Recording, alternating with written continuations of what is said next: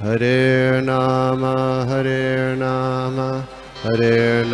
eva kevalam, kalo nasteva nasteva nasteva gatiranyata.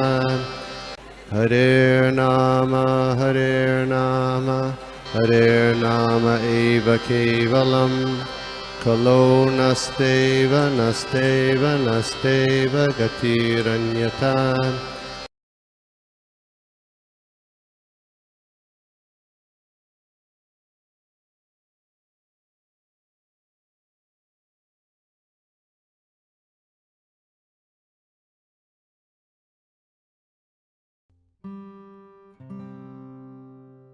ओम अज्ञानतिमिरान्धस्य ज्ञानाञ्जनशलाकया चक्षुरुन्मिलितं येन तस्मै श्रीगुरवे नमः।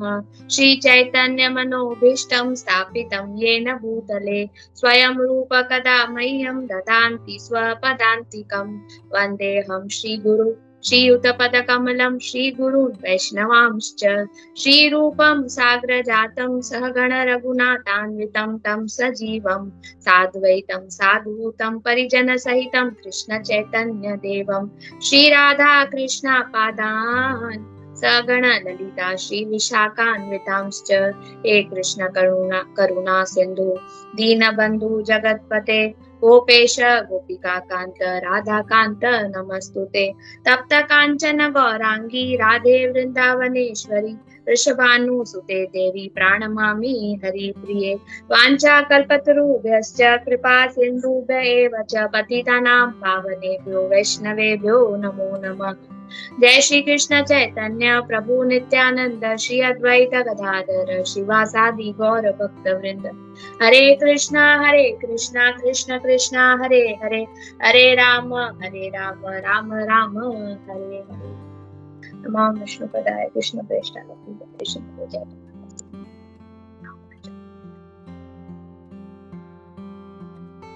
जय श्री कृष्ण।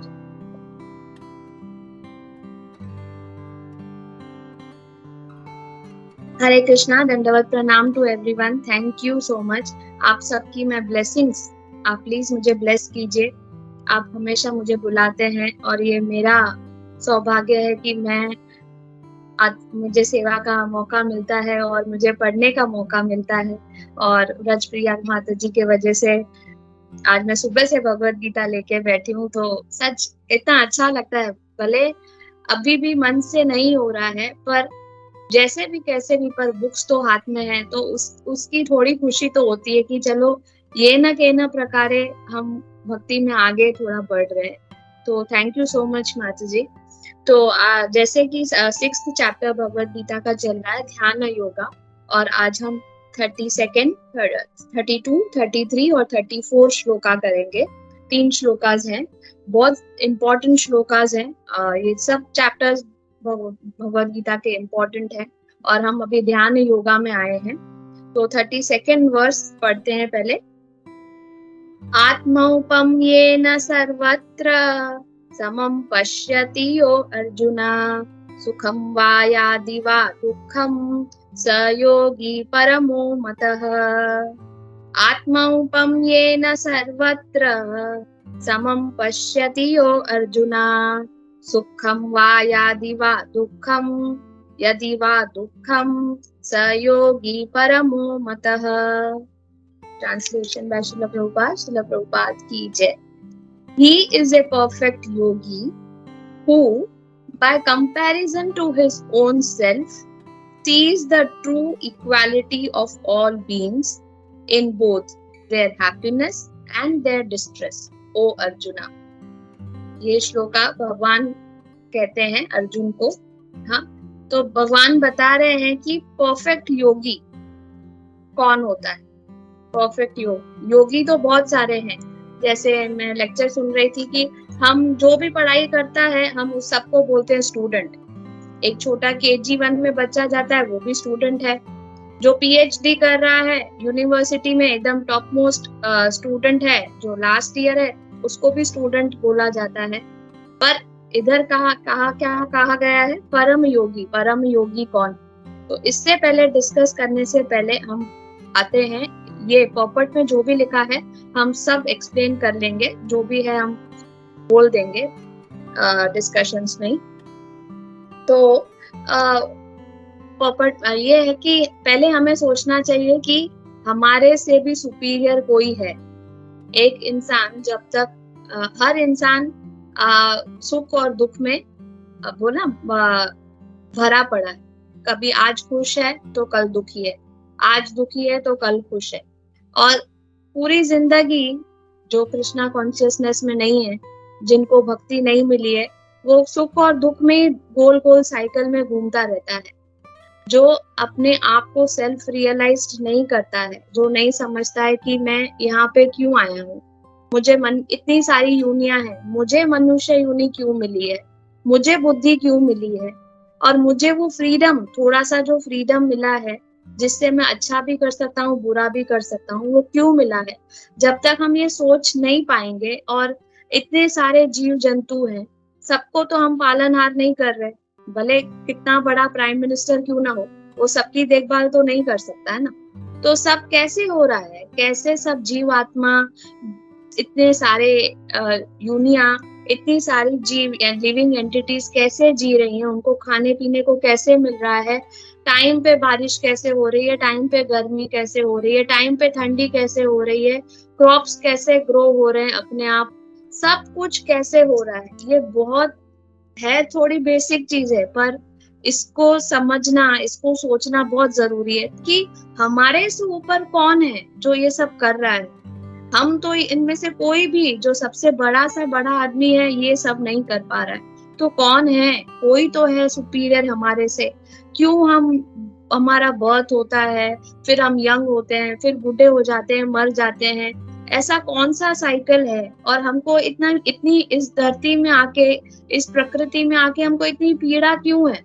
हम पूरी जिंदगी खुशी को ढूंढ रहे हैं, मर जाते हैं पर वो आनंद नहीं मिलता है। हाँ, एक दिन पल भर की खुशी मिल जाती है, फिर दुखी हो जाते हैं, पर वो होता है ना अंदर कोर में कि रियल हैप्पीनेस, आनंद कहाँ है, और हम क्यों ढूंढते हैं। सब लोग वही तो क्या कर रहे हैं, लोग नौकरी कर रहे हैं, कोई और कुछ, कोई सेवा कर रहा है, मेहनत कर रहा है, गरीब भीख मांग रहा है, अमीर इतनी फैक्ट्री में मेहनत कर रहा है। सबको क्या चाहिए, खुशी चाहिए, सब खुशी के पीछे, आनंद के पीछे भाग रहे हैं, पर किसी को आनंद नहीं मिल रहा है। इटर्नल हैप्पीनेस चाहिए। क्यों हमें इटर्नल हैप्पीनेस चाहिए? क्योंकि हम भगवान के पार्ट एंड पार्सल हैं। जैसे भगवान इटर्नल हैं, हाँ, सच्चित आनंद विग्रह है, तो वैसे ही भले वो क्वांटिटी में ज्यादा है पर क्वालिटिव हमारे पास सब सेम है। तो हमें भी वो आनंद चाहिए, इसीलिए हम पूरी जिंदगी उस आनंद को ढूंढते रहते हैं। और वो बहुत भाग्यशाली है, भगवान कहते हैं वो जीव बहुत भाग्यशाली है, हाँ, जिसको भक्ति लता बीज मिलता है, हाँ, जिसको भक्ति प्राप्त होती है, जो सेल्फ रियलाइज्ड होता है, जिसको मालूम होता है कि कृष्णा कौन है, हाँ, हमारे से हम सोल हैं, हाँ, जो अपनी बॉडी को ना काट के, भले हमारी बॉडी चली जाएगी, पर शाश्वत कौन है? हमारी आत्मा इटर्नल है। तो हमारी आत्मा में, हमारी आत्मा परम आत्मा कौन है, सुपर सोल कौन है? जब ये सब चीज अगर वो जीव, ह्यूमन बीइंग जानता है, तब उसे आनंद प्राप्त होता है। तो भक्ति योगा कितना इम्पोर्टेंट है, हाँ? अर्जुन कोई साधारण मनुष्य नहीं था, हाँ, जिसको कृष्णा ऐसे समझा रहे हैं कि पहले तू कर्म योगा कर ले, ध्यान योग कर ले, ये अष्टांग योग कर ले, ये कर ले, वो कर ले। नहीं, वो तो भगवान का डियर फ्रेंड था। अगर भगवान चाहते तो डायरेक्ट उसको बोल देते ये कर ले, ठीक है, इतने में मैं तेरा गुरु हूँ और तू मेरा शिष्य है, मैं जो बोल रहा हूँ करो। और उसको वैसे भी इंटेलिजेंस था, वो अपने माइंड को, वो अपने सेंसेस को कंट्रोल करता था, वो अपनी निद्रा को कंट्रोल करता था। उनके पास तो इतनी ताकत थी कि वो शिव भगवान से लड़ने गए, और उनको शिव भगवान खुश होके उनको अपना एक बाण देते हैं, राइट, वो बाण देते हैं खुशी से, कि उसको लगा कि ये क्वालिफाइड है मेरे सामने लड़ने के लिए। फिर वो इंद्र जी स्वर्ग लोक में खुद से जा सकते थे अपनी इच्छा से, और इंद्र भगवान ने भी अर्जुन का टेस्ट किया था, उनको वो उनके महल में रात को उर्वशी भेजी गई थी और उर्वशी जी बोलती हैं कि आप मेरे से भोग कीजिए, पर अर्जुन इतना दृढ़ था, अपने सेंसेस को इतना कंट्रोल कर पाता था, तो उसने बोला कि नहीं, आप तो मेरी माता समान हो, हाँ, मैं ये नहीं कर सकता हूँ। तो how he was so controlled. और तो भी हमारे लिए भगवत गीता भले हमको दिखाया गया है कि अर्जुन के लिए ये सीख है, वो सीख है। अर्जुन बोला कि मैं ये नहीं कर पाऊंगा, ध्यान योग नहीं कर पाऊंगा, कर्म योग नहीं कर पाऊंगा, ये नहीं कर पाऊंगा, पर ये सब किसके लिए है? ये सब हमारे लिए है। हाँ, 45 मिनट्स, हाँ, मैक्सिमम 1 घंटे में कृष्णा जी ने, भगवान ने अर्जुन को सब बता दिया, ये सब कुछ है। हाँ, मैं हंस रही थी सोच के कि 45 मिनट्स में भगवान ने अर्जुन को समझा दिया, भगवान अर्जुन समझ भी गया और सब कुछ हो भी गया, वो शिष्य भी बन गया, सब कुछ हो गया। हाँ, उसको भगवान प्राप्ति भी हो गई, सब कुछ हो गया। और हम मालूम नहीं हम कितने जन्म लिए होंगे, कितनी बार हमने भगवत गीता पढ़ी होगी, समझा होगा, इतनी बार लेक्चर सुना होगा, पर अभी तक हमें समझ में नहीं आ रहा है। अभी भी हम 100% सरेंडर नहीं है। अभी भी मुझे 100% सरेंडरनेस नहीं हुआ है। अभी तक मैं फियरफुल हूँ, फियरलेस नहीं हो पा रही हूँ। अभी तक मैं 100% सरेंडर नहीं हूँ। बहुत सारी चीजें हैं, तो क्यों? क्योंकि हम क्या है बोलते ना, भगवान हमारे सामने खड़े हैं, पर हम भगवान से मुख मोड़ के बैठे हैं। कहाँ पे मोड़ के बैठे हैं? हमारे सेंस ग्रेटिफिकेशन को देख रहे हैं, हम अपनी इच्छाएं पूरी कर रहे हैं, हम आनंद को ढूंढ रहे हैं, पर वहां पे नहीं है। हमको भगवान इधर ही है, खाली हमको टर्न करके देखना है सामने। भगवान बोल रहे हैं इधर देखो, इधर देखो, इधर आनंद। पर हम अपने अपने भौतिक इंद्रियों को बोलते ना, सेटिस्फाई करने के लिए बारंबार जन्म ले रहे, मर रहे, पर अभी तक 100% सरेंडर नहीं हुए। कितनी बार हमने सब कुछ सुना होगा, पढ़ा होगा, समझा भी होगा, पर अप्लाई नहीं कर सकते। कितना मुश्किल है अप्लाई करने के लिए। यानी माया कितनी स्ट्रॉन्ग है, इसे हमें समझना चाहिए। तो श्रील प्रभुपाद जी भी बोलते हैं कि हमको फियरलेस नहीं होना चाहिए माया से, क्योंकि ये भगवान की ही शक्ति है। तो हमें बहुत डरना चाहिए माया से, हमको प्रे करना चाहिए माया से कि प्लीज माया जी, हाँ, आप भगवान की शक्ति हो, पर मुझे इसमें नहीं फंसना है। हाँ, मुझे सरेंडर्ड होना चाहिए, मुझे आनंद प्राप्त करना है, मुझे भगवान के धाम वापस जाना है, मुझे इस चीजों से, सब चीजों से निकालो। तो इस पर्पट में कहा गया है कि जो हमको रूट कॉज समझना है। जैसे एग्जाम्पल देते हैं कि किसको बुखार है, आजकल क्या करते हैं, बुखार होता है, चलो चलो इसको बुखार हो गया, डॉक्टर के पास लेके जाओ। और डॉक्टर क्या करता है, एक एलोपैथी दवाई दे देता है, पैरासिटामोल, ये ले लो ठीक हो जाएगा। पर हम कभी उसका रूट कॉज पे तो गए ही नहीं कि बुखार क्यों हुआ। हाँ, क्यों हम अगर आयुर्वेदिक डॉक्टर के पास जाते हैं तो वो नस ढूंढ के बोलते हैं नहीं, इन्होंने कुछ बहुत दिनों से कुछ अनाप शनाप खाया है, पेट में गड़बड़ है, इसीलिए पूरी गर्मी जमा हो गई है, और फिर निकलने का रास्ता वो स्किन से निकल रहा है, इसलिए स्किन से गर्माइश निकल रही है, इसीलिए बॉडी गर्म हो गई है। तो हम रूट कॉज नहीं ढूंढ रहे हैं। हमको लग रहा है चलो चलो चलो, आज मैं शॉपिंग करूंगी तो मैं खुश हो जाऊंगी, चलो चलो चलो, आज मैं बाहर खाना खाने जाऊंगी तो मैं खुश हो जाऊंगी, चलो मैं किटी पार्टी में जाऊंगी तो खुश हो जाऊंगी, चलो आज मैं शॉपिंग कहाँ जाऊंगी, अपनी फ्रेंड से मिलने जाऊंगी तो खुश हो जाऊंगी। खुश होते भी हैं, पर कहाँ है वो, सम टाइम के लिए। पर सिम्टम क्या है, वो सिम्टम ढूंढना है। हमारा आनंद का है कहाँ पे?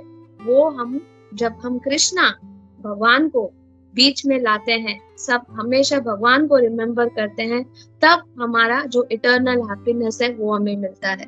भगवान इस पर्पट में श्रील प्रभुपाद ऐसे समझते हैं। और जब तक हम इससे मुंह मोड़ते हैं, तब जो ये तीन, जो प्रकृति के तीन जो हमारे पास कैलामिटीज हैं, आदि देविक, आदि भौतिक, आध्यात्मिक, अगर हम कृष्णा के साइड नहीं होते हैं, तब ये हमको ये सब कैलामिटीज फेस करनी पड़ेगी। आदि देविक है नेचुरल कैलामिटीज, आदि भौतिक दूसरों की वजह से हमको दुख झेलना पड़ेगा, और आध्यात्मिक अपने मन और शरीर के वजह से हमको दुख झेलना पड़ता है। पर जब हम अपना आत्मा का कल्याण करना है और हम भगवान के करीब आएंगे, तब ये सब चीजें हम इस दुनिया में भी रह के हम इससे परे होंगे। हम इतने आनंद में रहेंगे कि कोई हमें दुख पहुंचाता भी है तो हमें क्या रियलाइजेशन होता है, मेरे बॉडी को बोल रहा है ना, मेरे बॉडी को कुछ भी बोल रहा है ना, मेरी आत्मा तो नहीं झुंझुनाई, और मैं तो आत्मा हूँ, तो मेरे बॉडी को कुछ भी बोले तो मुझे तो फर्क नहीं पड़ने वाला, क्योंकि मैं तो इसको छोड़ के जाने वाला हूँ। जब ये रियलाइजेशन होता है ना, तो हम इस एंजाइटी लेवल से, परेशान लेवल से हम सबसे दूर चले जाते हैं और हम सब चीज से मुक्त हो जाते हैं। तो परम योगी वो है। हाँ, और परम योगी क्यों है? एक तो परम योगी, ये भी क्वालिफिकेशंस, ये भी कैरेक्टरिस्टिक्स हैं उनके पास। और एक चीज है परम योगी कि वो खाली योगी के जैसा, हाँ, अपना ध्यान करके खाली अपने आप को एलिवेट नहीं करता है। हाँ, बहुत तप करता है, अटोनमेंट करता है, तपस्या करता है, योगी ऐसे करता है, ध्यान करता है, सालों साल ध्यान करता है, सब सेंसेस को कंट्रोल करता है, माइंड को कंट्रोल करता है, पर तो भी वो 100% नहीं होता है, कभी कभी डगमगा जाता है। पर जो 100% कृष्णा कॉन्शियसनेस सरेंडर्ड होता है, वो परम योगी होता है। क्यों? क्योंकि वो भौतिक दुनिया में रह के भी ना वो सेक्रेट प्लेस में जाता है, ना ही वो जंगल फॉरेस्ट में जाता है ध्यान करने के लिए। यह भौतिक दुनिया में रह के भी वो खुद का भी कल्याण करता है और भक्ति दूसरों को देता भी है। पहले बोलते हैं ना, खुद का पहले प्लेन में, जैसे सब एग्जांपल देते हैं कि प्लेन में चढ़ते हैं तब एयर होस्टेस क्या बोलती है कि पहले अपना हेल्प कर लो, और टाइम है और मौका मिल रहा है तो दूसरों को भी हेल्प करो। तो पहले हमको अपने आप को कंट्रोल्ड रखना चाहिए, सेल्फ रियलाइज्ड होना चाहिए, और हमको दूसरों को भी ये कृष्णा कॉन्शियसनेस देना है। तो हम सब जो भक्ति में हैं, भक्ति योग कर रहे हैं, हाँ, तो हम क्या कर रहे हैं, खुद भी कृष्णा कॉन्शियसनेस मूवमेंट में हो रहे हैं, ट्राई कर रहे हैं, एटलीस्ट ट्राई कर रहे हैं। बोलते ना कि भगवान, एक एग्जाम्पल एक प्रभु जी बोलते हैं कि भले हम पूरी तरह से नहाए नहीं हुए, पर उस लाइन में तो है, नल के लाइन में तो है कि जहाँ पे हम नहाएंगे और शुद्ध हो जाएंगे। तो एटलीस्ट हम उस बोलते हैं ना, लाइन में तो खड़े हैं, तो एक ना एक दिन हम शुद्ध हो जाएंगे, एटलीस्ट वो सेटिस्फैक्शन तो है। तो जो नहीं खड़े हैं, हाँ, जो अज्ञानी है, तो परम योगी क्या करता है, उनको भी इस लाइन में लेके आता है, और खाली खुद का अच्छा नहीं सोचता है, दूसरों का भी अच्छा सोचता है। तो खाली चैरिटी करना, डोनेशन करना, ये सिर्फ यही अच्छी चीज नहीं है। सबसे परम चीज क्या है, जो वो आत्मा है, जो अंदर इटर्नल सोल है उन सब लिविंग एंटिटीज की, उनको भगवान के तरफ लेके आना, उनके पास मुख तरफ करना, भगवान के तरफ मुख करना, वो सबसे बड़ी चैरिटी है, वो सबसे बड़ा इम्पोर्टेंट काम है। और हम परम योगी क्या करता है, वो काम करता है। ठीक है, तो 32 श्लोका में ये बताया था। अभी हम 33 श्लोका में जाते हैं। अब अर्जुन बोलते हैं, अर्जुन उवाच यो अयं योगस्त्वया प्रोक्ता त्वया प्रोक्ता तं येन मधुसूदन एतस्याहं न पश्यामि चञ्चलावत् स्थितिं स्थिरम्। अर्जुन उवाच यो अयं योगस्त्वया प्रोक्ता तं येन मधुसूदन एतस्याहं न पश्यामि चञ्चलावत् स्थितिं स्थिरम्। Translation by Prabhupada, Jai Shri Prabhupada. Arjuna said, Arjun बोलते हैं, ओ Madhusudana, the system of yoga which you have summarized appears impractical and unendurable to me, for the mind is restless and unsteady. अभी अर्जुन बोलते हैं, क्या बोलते हैं कि जो ये बोल रहे हो कि ये योगा कर लो, ध्यान योगा कर लो, अष्टांग योगा कर लो, मेरे से नहीं होगा। ये आपको लगता है बोलने में बहुत आसान है, पर ये इम्प्रैक्टिकल है। हाँ, अनएंड्यूरेबल है, नहीं हो सकता है, मुश्किल है ये। हाँ, क्यों? क्योंकि हमारा मन चंचल है, रुकता ही नहीं एक जगह। तो कैसे होगा ये? तो अर्जुन ये बोलते हैं। तो भगवान, तो ये पोपट में क्या लिखा हुआ है? The system of mystic describe the lord Krishna to Arjun beginning with सुच्चौ देश ending with is here being rejected. तो अर्जुन रिजेक्ट करते हैं कि नहीं पॉसिबल होगा। क्यों? क्योंकि जंगलों में जाना, इतनी सारी तपस्या करना और ध्यान करना, ये बहुत मुश्किल है, हमारे से नहीं होगा, हमसे ना हो पाएगा, अर्जुन बोलते हैं। पर जैसे मैंने कहा कि क्या अर्जुन के लिए मुश्किल था? अर्जुन तो सब कर सकते थे, अर्जुन तो थे ही ऐसे। पर अर्जुन कहा 5000 साल पहले अर्जुन मना कर देता है, तो सोचे कि हम किस खेत की मूली है। और बहुत लोग योगी अभी भी बोलते हैं कि हम मेडिटेशन में जा रहे हैं, हम ध्यान करने जा रहे हैं, हम माइंडफुलनेस करने जा रहे हैं, हम अपने माइंड को कंट्रोल करने जा रहे हैं। बहुत सारे ऐसे हैं। तो क्या ये संभव है? नहीं संभव है कलयुग में। मन अर्जुन बोलते हैं मन इतना चंचल है, भागता ही रहता है, रुकता ही नहीं है। और सच्ची में हम कोई कार्य कर लो, चलो हम सब्जी छीलते हैं, तो क्या हमारा ध्यान पूरा सब्जी छीलने में ही होता है? कभी भी नहीं।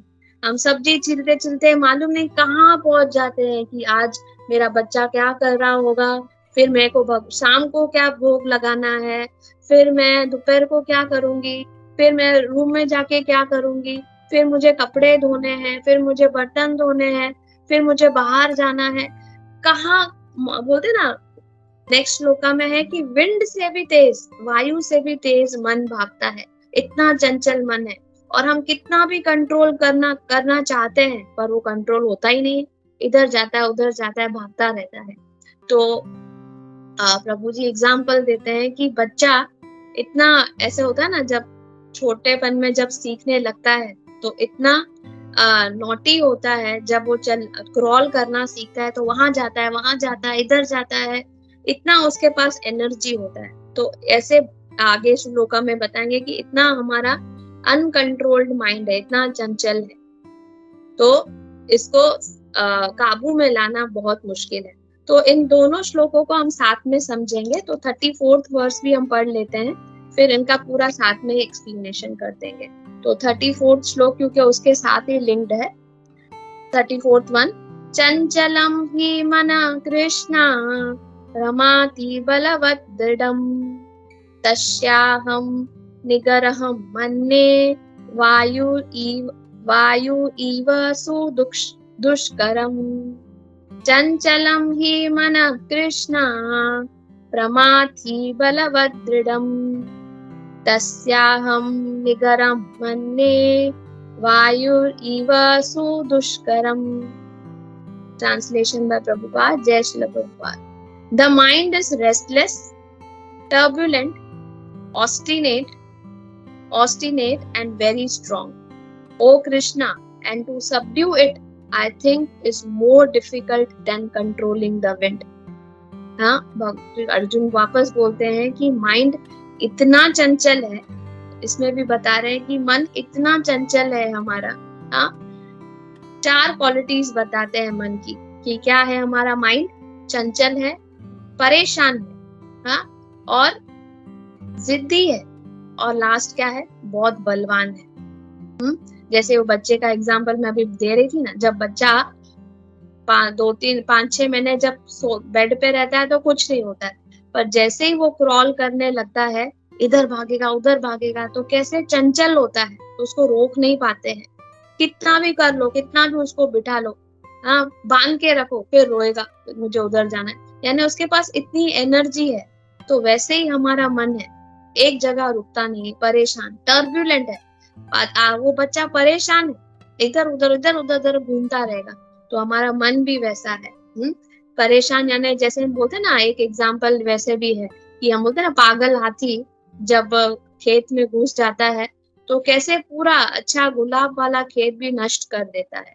तो वैसे हमारा चंचल मन है, पागल मन है, परेशान मन है, जो अगर सही ट्रैक में अगर हम नहीं लेके जाएं तो क्या करेगा, सब नष्ट कर देगा, हमारी जिंदगी नष्ट कर देगा। क्यों?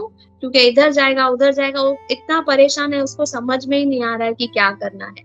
और जिद्दी भी है, हाँ, बात नहीं सुनेगा। जैसे ये इसका एग्जाम्पल दिया है कि गधा जब गुस्से में आ जाता है तो बहुत जिद पकड़ लेता है, फिर एक कदम भी नहीं चलता है वो। तो उसका जिद्दीनेस, उसका हट्टीपन कम करने के लिए जो उनका मालिक होता है उनके गले में गाजर लटका देता है, और वो खुश हो जाता है और सोचता है कि अभी मुझे गाजर मिलेगी, अभी मुझे गाजर मिलेगी। ये सोच सोच के उसका मालिक उससे सब काम करवा देता है और उसे मिलता कुछ नहीं है। तो वैसे ही ये मन जिद्दी है। अगर हम गलत चीजों में लेके जाएं तो हमारा मन हमें पूरा नष्ट कर देगा, हमें पूरा बर्बाद कर देगा। और बहुत स्ट्रांग है, बलवान है। इतना इतना मत समझो कि हम मन को कंट्रोल कर लेंगे इजीली। हाँ, उनको बोलेंगे, मन को बोलेंगे तू प्रॉपरली जो मैं कर रहा हूँ उसमें ही ध्यान दे। नहीं, अर्जुन खुद बोल रहे हैं कि बहुत चंचल है मेरा मन और बहुत स्ट्रांग है। हम कितनी भी कोशिश करते हैं पर ये हमारे काबू में नहीं आता है। तो कैसे काबू में करना है? How to control our mind, भगवान बताते हैं पोपट में, श्रील प्रभुपाद समझाते हैं। एग्जाम्पल देते हैं एक रथ का। जो घोड़ा होता है, घोड़े की रथ होती है, तो उसमें बताया गया है पहले तो हमारी 10 इंद्रियां होती हैं और 11वां होता है बुद्धि, जो सबसे बलवान होती है। हाँ, हमारे 5 वर्किंग सेंसेस होते हैं और 5 नॉलेज एक्वायरिंग सेंसेस होते हैं, और 11वां होता है हमारा माइंड, मन। तो एग्जाम्पल दिया गया है 34th श्लोका में, पोपट में एक्सप्लेन करते हैं कि मन को कैसे काबू में रखना है, वो भी बताते हैं। और बहुत जन बोलते हैं, मैंने तो बचपन में ऐसे ही सुना था, हमारे सब जो रिलेटिव्स और से बोलते थे कि मन को कभी नहीं मारना चाहिए, मन जो बोलता है वो कर देना चाहिए, मन तो हमारे यानी भगवान की वाणी है। तो ऐसे ही हमने सुना गया है। तो मुझे लगता था अच्छा, मन जो चाहता है वो करना चाहिए। अभी रियलाइजेशन होता है जब हम भगवत गीता पढ़ते हैं, जब हम नॉलेज एक्वायर करते हैं कि कितने गलत थे हम। आज भी बहुत सारे लोग सोचते हैं कि मन की इच्छा पूरी करनी चाहिए, नहीं तो क्या बोलते हैं, नहीं तो तुमको वापस जन्म लेना पड़ेगा। अभी मैं जब सुनती हूँ तो मुझे हंसी आती है कि मन तो क्या क्या बोलता है, तो क्या हम सब कुछ पूरा कर सकते हैं क्या? अगर सब मन की इच्छाएं पूरी करने लगेंगे तो बर्बाद हो जाएंगे। तो मन को नहीं, मन को तो कंट्रोल करना चाहिए। इंटेलिजेंस मन से ऊपर होना चाहिए। पर आजकल क्या करते हैं, इंटेलिजेंस दब जाता है। हाँ, माइंड की हम सब सुनते हैं, हम अपनी इच्छाएं पूरी करने लगते हैं और रियलाइजेशन ही नहीं होता है कि हम कितना गलत कर रहे हैं। तो श्रील प्रभुपाद जी एग्जाम्पल में बताते हैं कि जो हॉर्सेस हैं वो हमारी 5 इंद्रियां हैं। जो हम रथ का एग्जाम्पल देते हैं, जैसे भगवत गीता में लिखा फर्स्ट वाले कवर पेज पे ही है कि चैरियट है, रथ है, जो अर्जुन जी एज ए पैसेंजर बैठे हैं, और लगाम कौन दे रहे हैं? कृष्णा जी दे रहे हैं। हाँ, और जो घोड़े हैं वो हमारी सब इंद्रियां हैं, 5 इंद्रियां हैं, और जो लगाम है वो हमारा मन है। ठीक है, और जो पूरी रथ है वो हमारी बॉडी है, और जो सारथी है, जो कृष्णा जी बने थे सारथी, वो इंटेलिजेंस है। और पैसेंजर कौन है? जो अर्जुन बैठे थे उसमें, वो पैसेंजर कौन है? हमारी आत्मा, हमको सोल, हमारी सोल। तो समझ में आ गया? ये बहुत बार हमने सुना है, आप सब सीनियर डिवोटीज हो, मैं अपने शुद्धिकरण के लिए आपको समझा रही हूँ कि कैसे कंट्रोल करना है। अगर हम लगाम को छोड़ दें, हाँ, बोलेंगे जैसे मैंने बोला था एग्जाम्पल कि मन जो चाहता है करने दो, तो अगर हम लगाम को छोड़ दें तो सेंसेस तो हमारे कोई इधर भटकेगा, कोई उधर भटकेगा, कोई उधर जाएगा, सब दिशाओं में वो घोड़े चले जाएंगे और छूट जाएगा, हमारी जिंदगी नष्ट हो जाएगी। पर अगर हमको कंट्रोल करना है, लगाम को पकड़ना है, तो वो लगाम, हाँ, मन को पकड़ना है, तो कौन पकड़ेगा? कृष्णा जी, सारथी। हाँ, वो सारथी इंटेलिजेंस, हमको बुद्धि स्ट्रांग बनानी है, हमारी बुद्धि को बलवान बनाना है, हमारी इंटेलिजेंस काम करेगी, तो सारथी कंट्रोल करेगा। और जब कंट्रोल होएगा, और इंटेलिजेंस भी प्रॉपर होना चाहिए, वो भी हम आगे समझेंगे कि इंटेलिजेंस क्या होना चाहिए। जब इंटेलिजेंस सबसे बड़ा होगा और काम करेगा, तब जो पैसेंजर बैठा है, जो सोल बैठी है, वो तृप्त होती है, वो खुश होती है, वो आनंद में होती है। तो कैसे इतनी अच्छे से इस रथ को श्रील प्रभुपाद जी समझा रहे हैं कि एग्जाम्पल्स देके कि हमें समझना चाहिए, तो कैसे हमें निकलना चाहिए इस सब चीजों से। अर्जुन जैसे बोल तो भगवान क्या बताते हैं उनको कि चैतन्य महाप्रभु इस कलयुग में एक हमको मंत्र देके गए हैं। तो मैं अमेंद्र जी का थोड़ा लेक्चर सुना, तो वो बता रहे हैं कि मंत्र क्या होता है। मन यानी हमारा मन, माइंड, और मंत्र यानी त्रयाते इति यानी डिलीवर करता है, जो हमको फ्री करता है। तो मंत्र का मतलब है जो हमारे मन को फ्री करता है, डिलीवर करता है। किसमें से डिलीवर करता है? हमारे जो ये बचकानी हरकत है ना, चैटरिंग, इधर उधर भटकना, अनलॉजिकल थिंग्स में जाना, उससे हमको सब चीजों में काबू करता है मंत्र। और कलयुग का मंत्र क्या है? हरे कृष्णा कृष्ण कृष्ण हरे हरे, हरे राम राम राम हरे हरे। तो ऐसा कोई भी इंस्ट्रूमेंट नहीं है, ऐसा कोई भी चीज नहीं है जिससे हम मंत्र के अलावा अपने माइंड को, अपने चंचल मन को कंट्रोल कर सके। खाली ये मंत्र जो लॉर्ड चैतन्य महाप्रभु ने हमको कलयुग में ये महामंत्र दिया है, इस मंत्र से ही हमारा उद्धार हो सकता है, और किसी से नहीं, और किसी से नहीं, और किसी से नहीं। इसीलिए कहा गया है, जैसे भागवतम में प्रभु जी श्लोका कोट करते हैं कि नाम संकीर्तन यस्य सर्व पाप प्रणाशयम प्रणामो दुख शमानस तम नमामि हरिम परम। ये नाम लेने से हमारे सब पाप प्रणश हो जाते हैं, नाश हो जाते हैं। सब दुख हमारे जो है कर्मा पहले के नष्ट हो जाते हैं जब हम ये हरि नाम जपते हैं। तो कितना इम्पोर्टेंट है। और ये श्लोका में, भगवत गीता के श्लोका में भी बताया गया है 5.29 में क्या है? भोक्ताराम यस्य तपसाम सर्वलोक महेश्वरम सुहृदम सर्वभूतानां ज्ञात्वा माम शांतिम रच्चति। कभी हमें शांति मिलेगी? A person in full consciousness of me, भगवान बोलते हैं, जो मेरे पूरे कॉन्शियसनेस में है, जो मुझे जानता है, जिसको मालूम है कि मैं अल्टीमेट बेनिफिशियरी हूँ। सब सैक्रिफाइस जो ऑस्टेरिटी सब कर रहे हैं, उसका सब अल्टीमेट सोर्स मैं हूँ। कौन? The supreme Lord Krishna. सब लोगों का, सब डेमीगॉड्स का, सब का वेल विशर मैं हूँ। जब ये लिविंग एंटिटीज भली भांति जानता है, वो क्या करता है? वो मुझे प्राप्त करता है और इस जन्म मृत्यु जरा व्याधि से मुक्त हो जाता है और वो मेरे धाम आता है।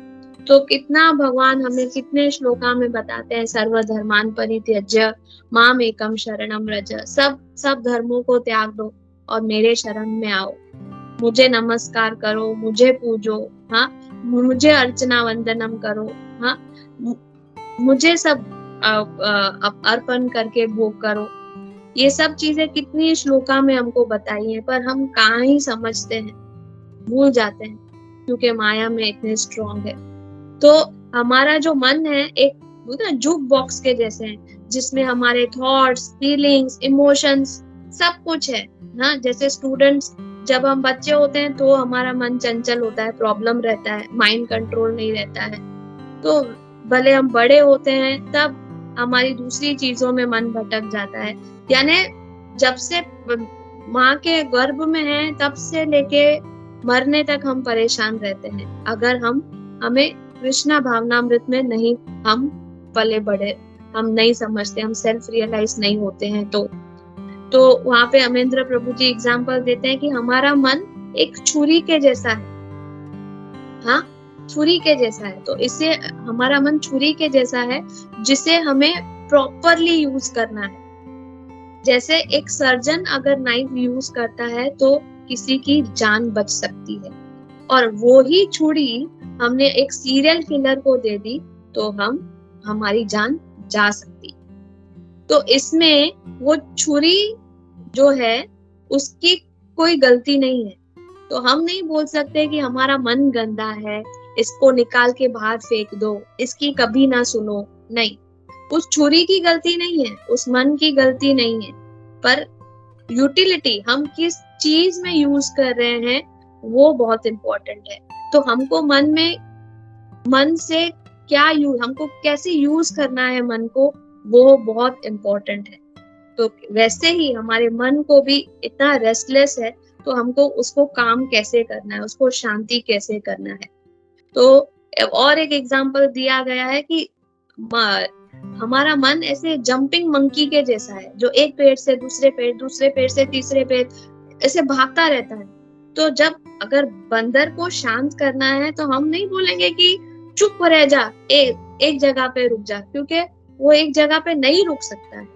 तो हमें उससे मना करने के लिए हमको दूसरी चीज उसको बतानी है कि क्या करना है आपको। खाली नहीं नहीं बोल सकते हैं कि ये नहीं करो पर ये करो।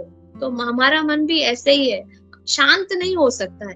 तो हमको बोलना है अपने मन को कि ये नहीं करो, ये हमारे लिए सही नहीं है, ये चीज करो, ये सही है। हम इस सब भौतिक चीजों से, हम इस मिजरी से निकल सकते हैं, हमें आनंद प्राप्त हो सकता है। तो ये हमारे मन को डाइवर्ट करना है। तो कैसे डाइवर्ट करना है? डोंट्स कौन से हैं? हमको फेसबुक में, इंटरनेट में, ट्विटर में, स्नैपशॉट्स में, व्हाट्सएप में टाइम वेस्ट नहीं करना है। सोचिए कि जो मैं जब मोबाइल ले रही हूँ तो इसमें मेरा 1 घंटा मैंने बर्बाद कर दिया, तो इसमें से मैंने 1 घंटे में से क्या कुछ अच्छा सीखा? हाँ, कुछ मेरे काम आया कि मैंने वेस्ट कर दिया? हाँ, पता है कि हम इससे छूट नहीं सकते हैं, पर कोशिश तो कर सकते हैं ना, आस्ते आस्ते कम तो कर सकते हैं।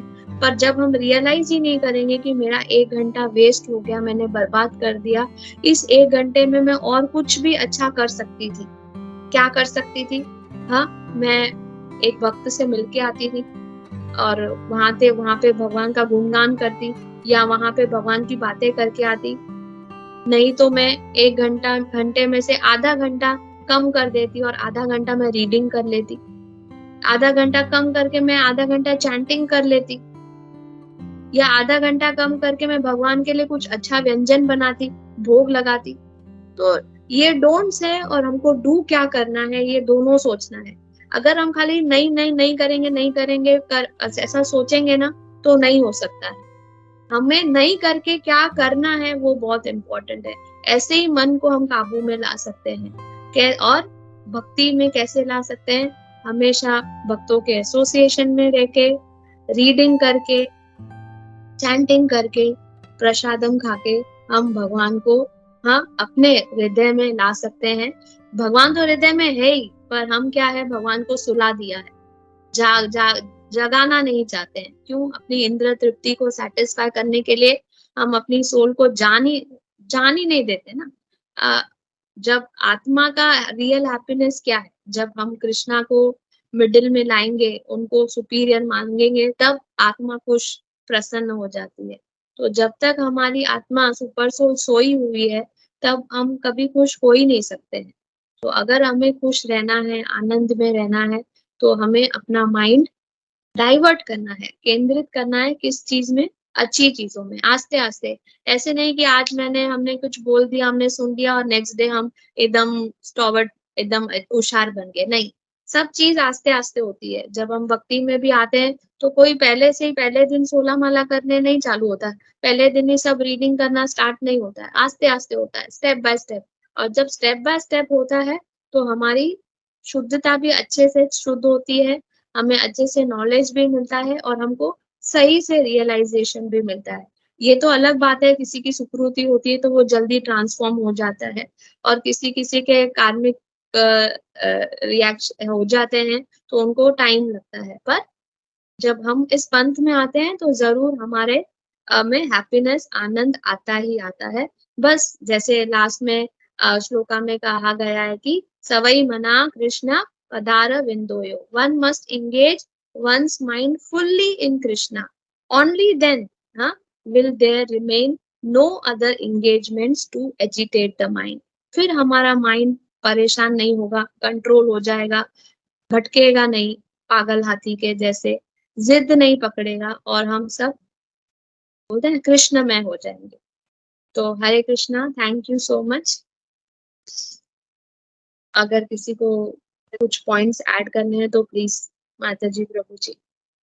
हरे कृष्ण। हरे कृष्णा माता जी, दंडवत प्रणाम माता जी। बहुत बढ़िया क्लास था और आपने जिस तरीके से मन को इतने अच्छे तरीके से आपने उसको एक्सप्लेन किया और वो आपने वो मुझे बहुत अच्छा लगा कि आपने जो बोला कि मन को मारना नहीं है बल्कि मन को एक एंगल से उसको क्या नहीं करना बताने से उसको क्या करना बताना ज्यादा अच्छा है, जिससे जिससे वो कृष्ण भावना में लग सके। और अपने वो जो एग्जाम्पल दिया कि बचपन में हम लोग को सब बोलते मन को मत मारो करके, और वो गलत है करके, वो आपने जो बताया वो भी बहुत सही है माता जी, बहुत अच्छा लगा। जस्ट एक नीताई सेवी ने माता जी ने एक उनका एक जब बीच में मैं सुन रहा था तभी उन्होंने इस मन के ऊपर एक बताया था कि जैसे आपने बताया कि मन को कंट्रोल बुद्धि ने करना चाहिए, लेकिन बुद्धि भी हमारी एक प्रॉपर उसको नरिशमेंट मिलना चाहिए। मतलब बुद्धि को वैसे देखेंगे तो हम लोग देखते हैं अभी वो शाओलिन मंक हो या फिर ये सब मायावादी हो या ब्रह्म, ये उनका भी वैसे देखेगा तो मन पे उन्होंने कंट्रोल किया रहता है, लेकिन उन्होंने उनको जो बुद्धि जो रहती है वो बुद्धि जो मन को कंट्रोल कर रही है वो बुद्धि का नरिशमेंट गलत है, गलत है। तो हमारे पास बुद्धि के लिए नरिशमेंट मतलब भागवतम है, भगवत गीता है, प्रभुपाद जी के इतने सारे किताबें हैं, बुक्स है, तो उससे हम बुद्धि को नरिश कर सकते हैं। तब ये जब नरिशमेंट बुद्धि को मिलती है तो बुद्धि में वो ताकत आ जाती है और वो सही ताकत से माइंड को अच्छी तरह से कंट्रोल कर सकता है। तो ये नीताई सेविनी माता जी ने एक बार लेक्चर में बताया था, तो just I wanted to add here. Thank you माता ji, fantastic thank you class, प्रभु thank you very much. Hare Krishna. जी। थैंक यू प्रभु जी। हरे कृष्णा माता जी, दंडवत प्रणाम आपको और सभी भक्तों को, अतिथि भक्तों को भी दंडवत प्रणाम। साधु साधु माता जी, आपने बहुत सुंदर तरीके से ये 3 श्लोकों के माध्यम से हमें समझाया माता जी। इतना अच्छा, जैसे पहले जो भगवान बताते हैं ये करना है और बाद में जैसे आपने बताया कि मन के बारे में आपने इतना अच्छा आज समझाया माता जी। और ये जो जैसे इसके सनातन निताई प्रभु जी ने भी बताया कि जो हम लोग बहुत समय से सुनते आ रहे हैं, ऐसा आपने भी बहुत अच्छा बताया कि मन को मारना नहीं है, मन की जो इच्छा है उसे पूरी करनी है। तो वैसे करने से मतलब और कोई यहाँ पे एक ऐसा अनुभव भी हुआ था कि हमारे घर पे एक हमारे रिश्तेदार थे, उनकी मतलब सेहत अच्छी नहीं थी, फिर उनको धीरे धीरे जैसे आयु बढ़ती गई तो और उनका सब ये प्रॉब्लम बढ़ने लगा। तो उनके परिवार वाले वही सोचते थे कि अभी उनको मन में जो आता है वो करने देते हैं, जो उन्होंने बोला वो लाके देते खाने को। और जो मतलब उनको डायबिटीज का बहुत प्रॉब्लम था, तो उनको मन हुआ तो वो मिठाई ला के खिलाते थे। तो ऐसे करते करते उनका ही कंडीशन और जो था वो मतलब ये बिगड़ते गया, तो उसमें और उनका मतलब धीरे धीरे ऐसा ही हुआ। लेकिन जो उनके परिवार वाले थे वो, और वो जो व्यक्ति थे जिनको ये तकलीफ हो रही थी, वो उनका भी ऐसा ही था कि नहीं, मन को रोकना नहीं, जो मन में आए वो कर लेना, इतना तकलीफ होते हुए भी। तो मतलब ये जो कॉन्शियसनेस है, ये हम लोग जैसे आपने इतना अच्छा बताया, हम ये जो शिल प्रभुपाद जी की संस्था में आए और जैसे और इसमें से हमें ये जानकारी भी दी। और माता जी इसमें एक जैसे ये आपने बहुत अच्छा इसका कंपैरिजन भी दिया, ये नाइफ का, और एक जो जंपिंग मंकी का भी आपने कंपैरिजन दिया माता जी। तो थैंक यू माता जी, इतना अच्छा समझ में आया। माता जी इसमें मैं सिर्फ एक ये 2 पॉइंट ऐड करना चाहता था माता जी। एक जो हम लोग का, जैसे आपने इतना अच्छा वो श्रील प्रभुपाद जी ने श्लोक के माध्यम से भी बताया है कि इसमें जो ये रथ का जो आपने एग्जाम्पल भी समझाया माता जी इतना अच्छा। तो इसमें जैसे ये हमारे जो सेंस परसेप्शन है, जो हम ये इंद्रियों से हम जो ग्रहण करते हैं, वो जो मन में फीडबैक जाता है, वो हिज ग्रेस चैतन्य चरण प्रभु जी भी एक बार प्रवचन दे रहे थे, वो जो रहता है वो हमारे जो मस्तिष्क में वो एक तरह से एक वो फाइल बन जाती है। जैसे कंप्यूटर में हमारा जो डेस्कटॉप होता है या मोबाइल में हम देखते हैं कि एक स्क्रीन पे एक दिख रहा है, लेकिन साथ में दूसरे भी उसके साथ वो स्क्रीन आ जाते हैं। वो जो भी हम लोग जैसे अगर कुछ नोटिफिकेशन पे क्लिक किया या कुछ किया तो वो भी साथ में ये सब टैब्स जो होते हैं वो खुल जाते हैं, लेकिन हमको दिखते नहीं, लेकिन वो भी साइड में वर्किंग होते हैं। तो उसी तरह जो भी हमारे जो इंद्रियां है, इंद्रिया से जो भी ग्रहण होता है, भले ही हमें ऐसे लगता है कि ये सही नहीं है, ये गलत है, लेकिन वो जो उन्होंने ग्रास्प कर लिया है इंद्रियों से, तो वो हमारे मस्तिष्क में कहीं ना कहीं वो फाइल रह जाती है। और कभी कभी गुणों के प्रभाव से या संघ के प्रभाव से वो फाइल्स हैं, वो कभी कभी एकदम से बाहर आ जाती है। जैसे हम कभी कभी ये अनुभव होता है कि हमें रात्रि के समय या सुबह सुबह जब के समय मंगला समय में, ये जो ब्रह्म मुहूर्त का समय उसमें भी जप करते हैं, तो हमें कभी कभी ऐसे विचार आ जाते हैं जो हम कभी विचार हमने सोचा भी नहीं होगा। लेकिन वो सब जो उसमें ये जो मतलब ये मन में जो ग्रास्पिंग हो जाता है इंद्रियों से, वो फाइल्स उसमें रह जाती हैं। और उसी के चलते ये हमारी जो गुणों के प्रभाव से, या हिज ग्रेस तुलसी प्रभु जी भी बहुत अच्छा बताते थे कि एक बकेट है, उसमें पानी शांत हो जाता है तो हमें क्लियर दिखता है, लेकिन थोड़ा एजिटेट होता है तो सब वो ऊपर आ जाता है। तो उसी के जैसे ये सब जो फाइल्स होती है वो सब ऐसे हमारे मस्तिष्क में सामने आ जाती है। तो ये जो एक ग्रास्पिंग पावर है, तो इसमें जो सेंस परसेप्शन है, जैसे आज सुबह आज जो श्लोक का तात्पर्य पढ़ा फिर मैं सामने आ रहा था, तो रास्ते में एक रियलाइजेशन हुआ, मैं जस्ट क्विकली शेयर करता हूँ कि जैसे हमारे सामने एक बहुत ही अच्छा व्यंजन है, जैसे कि बहुत अच्छा केक बनाया हुआ है शॉप में, तो हमें ऐसा ये केक देख के ऐसा मन हो जाता है, अरे ये कितना अच्छा केक है। भले डिवोटी है तो वो सोचेगा कि ये केक लेके मैं पहले भगवान को ऑफर करूँ और फिर सब भक्तों को प्रसाद सर्विंग करके ऐसे लूँ। तो वो जो माइंड सेट है, और उसी के साथ अगर वो केक पे अगर हम देखते हैं कि कुछ ही देर में वहां पे एक मक्खी आके बैठ जाती है, तो तुरंत माइंड में वो जो थॉट है, वो जो उसका भले ही डिवोटी है तो भी उसका यूज करने का जो थॉट है वो चेंज हो जाएगा, बोले अरे नहीं ये नहीं चाहिए अभी। मतलब वो जो माइंड में जो जैसा हम लोग का ग्रास्पिंग आता है, वो हिसाब से हमारा माइंड उसके ऊपर फिर थिंकिंग करके फिर जैसे वो अलग अलग फिर हमारी बुद्धि में वो ऑप्शन देता है। और यहाँ पे तात्पर्य में भी यही बताते हैं कि जो माइंड है वो ऑब्स्टिनेट, मतलब बुद्धि से ज्यादा पावरफुल हो जाता है माइंड, और वो फिर मतलब बुद्धि को भी कंट्रोल करके फिर वैसा वो कार्य करता है। तो मतलब माइंड में ये जो शिल प्रभुपाद जी और सभी यहाँ पे शिक्षा गुरु हैं, उन सब की कृपा से हमारे जो ये समझ में आता है कि लोग ऐसा बोलते हैं हमारे परिवार में, और ये कि ये इस्कॉन में गया इसका पूरा ये ब्रेन वॉश हो गया, लेकिन वास्तविकता में ये ब्रेन वॉश ये हुआ है कि जो ग्रास्पिंग पावर है वो सही तरह से फिल्टर होके अभी ग्रास्पिंग होता है। मतलब अगर उसमें अगर ये समझ में आता है कि नहीं ये जैसे केक है, तो केक पे एक मक्खी बैठ गई, पहले केक बहुत अच्छा लग रहा था और उसको हमें मतलब यूज करने का मन हो रहा था, लेकिन एक मक्खी के बैठते ही तुरंत पता चल गया अरे अभी नहीं चाहिए, भले कितना अच्छा लग रहा था कुछ समय पहले, लेकिन अभी वो नहीं चाहिए। तो वैसे ही हमारा जो भी अभी, मैं तो बोलने के लिए उसके लिए थोड़ा भी क्वालिफाइड नहीं हूँ, मेरी योग्यता नहीं है, लेकिन मेरा एक रियलाइजेशन हुआ वो एक शेयर किया। और सेकंड ये पॉइंट, जैसे ये 3 श्लोक हैं, इसमें से जो अर्जुन है उनकी बहुत अच्छी एक क्वालिटी हमें मुझे जो समझ में मिली वो शेयर करता हूँ। जैसे भगवान ने इतना अच्छा उपदेश दिया, पूरा जो भगवत गीता है वो क्वेश्चन आंसर के बेसिस पे ही हुआ, तो अर्जुन को भगवान ने इतना सारा इंस्ट्रक्शन दे दिया। अभी जो ये 32 श्लोक तक पूरा भगवान का इंस्ट्रक्शन आ रहा है योग के बारे में, और फिर अभी जो 33 श्लोक से अर्जुन बोल रहे हैं वो भगवान को स्ट्रेट फॉरवर्ड मतलब बता रहे हैं। ये जो कम्युनिकेशन स्किल है इसमें, जैसे ये यहाँ पे कोई मीटिंग भी होता है प्रोफेशनल, उसमें भी कोई बताते हैं तो उसमें सिर्फ वो ऐसे नहीं हाँ हाँ भगवान हाँ हाँ आप बोल रहे हैं सब सही है, सिर्फ यस मैन नहीं है वो, मतलब जो बता रहे हैं और वो उनको प्रैक्टिकल नहीं लगा तो उन्होंने बता दिया भगवान ये मेरे से नहीं होगा, ये डिफिकल्ट है। और फिर उसके साथ वो उन्होंने, जैसे आपने बताया मन बहुत जिद्दी होता है, वैसे उन्होंने जिद भी नहीं की कि ये मेरे से नहीं होगा मैं बैठ जाऊंगा अभी, ऐसा भी नहीं। उन्होंने फिर ये बताया कि ये रीजन है इसके वजह से नहीं हो रहा है। तो यहाँ पे जो अर्जुन की जो ये क्वालिटी है ये एक हमें देखने मिलती है कि जो मतलब ऐसा कम्युनिकेशन होता है यहाँ पे, या हम जैसे कभी ये अगर हमें कुछ ऐसे ग्रहण करना है तो वो हमें अगर हम वो नहीं कर पाते तो हमें वो उसको सही तरह से ये कहने के अभी ये मतलब प्रयास करना चाहिए कि ये हमसे ये नहीं हो पा रहा है या हम इसको एक्सेप्ट नहीं कर पा रहे हैं, और इस ये रीजन से हम नहीं कर पा रहे तो हम इसको और किस तरह और अच्छी तरह से ये सीख सकें। तो ये जो है अर्जुन का जो ये डिवोटी का ये जो स्ट्रेट फॉरवर्ड नेचर है, ये इसमें से हमें ये सीखने मिलता है। और सेम ऐसा नेचर एक श्रीमद् भागवतम में करदम मुनि जी का आता है। वो भगवान की उन्होंने 10,000 वर्ष तपस्या की और फिर भगवान प्रसन्न हुए, तो उन्होंने भी अपना जो स्ट्रेट फॉरवर्ड है वो बता दिया कि जैसे करदम मुनि जी ने भी कहा कि मुझे ये ब्रह्मा जी की आज्ञा है सृष्टि की उत्पत्ति करनी है, तो मुझे तपस्या मैंने की है तो मुझे विवाह करना है, तो आप कृपया व्यवस्था करा के दीजिए।